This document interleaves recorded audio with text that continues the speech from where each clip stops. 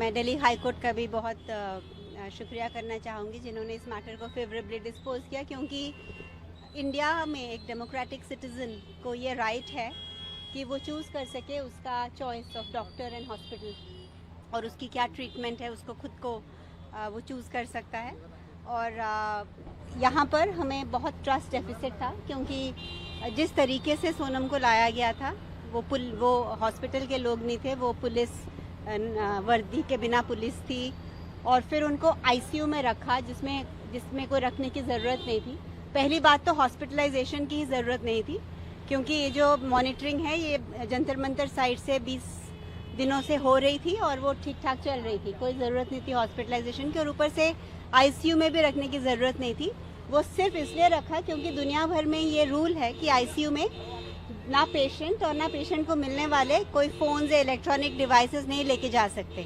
तो एक तरह से ये जैसे उनको डिटेन किया गया था ताकि वो किसी के साथ कांटेक्ट ना कर सकें, और जो बाहर के भी लोग हैं वो अपने मोबाइल्स अंदर नहीं ले आ सके। तो उन्होंने वो आज लेटर दी, प्लस जो भी उनके पैरामीटर्स थे, कैन वी वेट,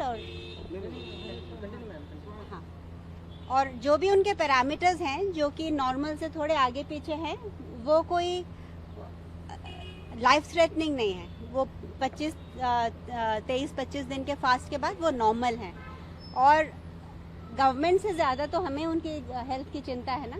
अगर हम वहाँ से उनको निकाल के लेके जाना चाहते हैं तो ये एक फंडामेंटल राइट है। तो मुझे कंसर्न दिखाया, जो लेटर भी लिखा है रिसेंटली जी, हाँ, उसको लेके भी कंसर्न दिखाया कोर्ट।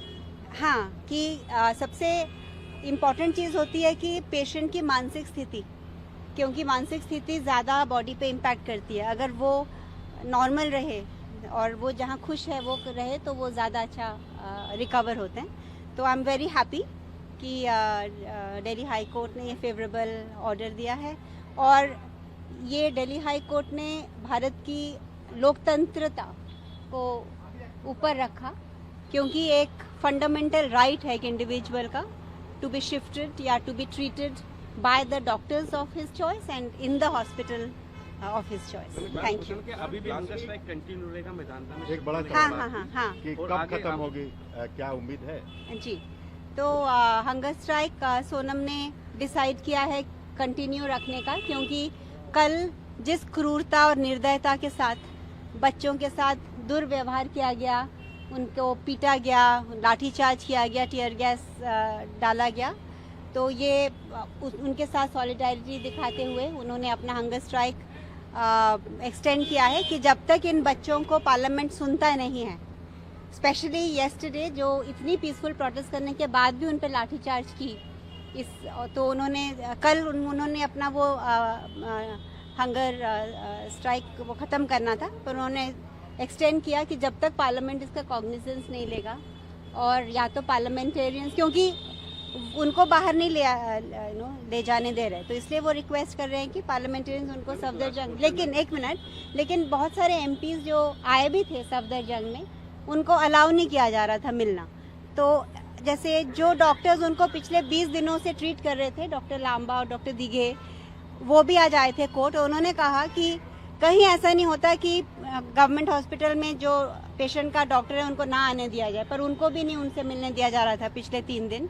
तो इन्हीं वजह से हम यहाँ से जाना चाहते थे, क्योंकि एक डिटेंशन और कैप्टिविटी की फील आ रही थी।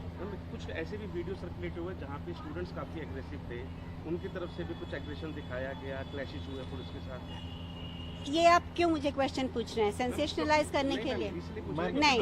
आपको, हम सबको पता है कि कल इंडिया के यूथ ने जो पीसफुल रेजिलियंस और वो दिखाया, वो अनप्रेसिडेंटेड है दुनिया भर में। हाँ, एक मिनट, अनप्रेसिडेंटेड है। और अगर कोई आपके ऊपर टीयर गैस डालेगा और आपको प्रोवोक करेगा, तो उसमें अगर कोई कुछ करता है तो आप उसको सिर्फ हाईलाइट करोगे, ये बिल्कुल गलत है, ये बिल्कुल गलत है। पुलिस, इनफैक्ट मैं जिस ट्रक में थी उसमें पुलिस घुस के आई और उन्होंने जबरदस्ती अभिजीत को भी लेने की कोशिश की। मेरे चारों तरफ सबने वो ह्यूमन चेन बना के मुझे प्रोटेक्ट किया। तो अगर मेरे साथ ऐसा हो रहा था जब मैं वो ट्रक के पीछे थी, तो नॉर्मल बच्चों को तो हमने सब देखा है ना। और अगर मुझे भी वो, सपोज मैं अकेली होते कुछ करते, तो मैं भी तो अपने आप को डिफेंड करती ना। तो फिर आप इसका हाईलाइट वो नहीं बना सकते कि मैडम जैसे आपने अभी भी कई लोग ये कोर्ट इंसिस्ट कर रहा था मैम कि उनको बाहर अच्छा, ये अभी उसका बात नहीं है, ये आज हाईकोर्ट की है ये प्रेस कॉन्फ्रेंस। मैम कब तक शिफ्ट होने की उनकी हाँ, तो उम्मीद है? आज आफ्टरनून तक हम इसको रिटर्न ऑर्डर, हम 1 मिनट, हम रिटर्न ऑर्डर की वेट कर रहे हैं जो कि लंच के बाद इशू होगा और उसके बाद हम वहाँ से एम्बुलेंस बुला के उनको वहाँ शिफ्ट कर देंगे।